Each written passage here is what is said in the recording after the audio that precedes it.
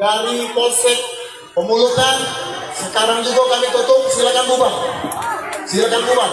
Menurut Kapolres Ogan Ilir, penggunaan musik remik di acara hajatan kerap menjadi pemicu terjadinya gangguan keamanan, seperti keributan, perkelahian, penyalahgunaan narkoba, hingga tindak pidana lainnya. Oleh karenanya, Polres Ogan Ilir menginstruksikan seluruh polsek untuk rutin melaksanakan sosialisasi dan memberikan himbauan kepada masyarakat.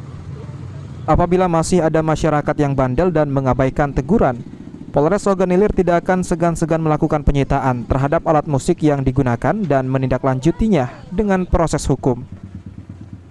Menyikapi kebijakan Kapolres terkait larangan musik remix saat hajatan, Kepala Kejaksaan Negeri Ogan Ilir mendukung karena larangan musik remix memicu peredaran narkoba.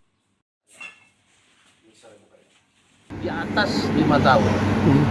Jadi berharap masyarakat juga tidak menggunakan narkotika sebagai untuk happy atau kesenangan. Lebih bagus kita jauh seperti itu. Karena namanya menggunakan musik itu kan pemicu. Supaya dia bisa happy ya harus pakai itu kan. Ya, dia happy dia bisa eksplorasi dia punya istilahnya kemampuannya lebih hebat untuk apa. Ahmad Romawi, PAL TV.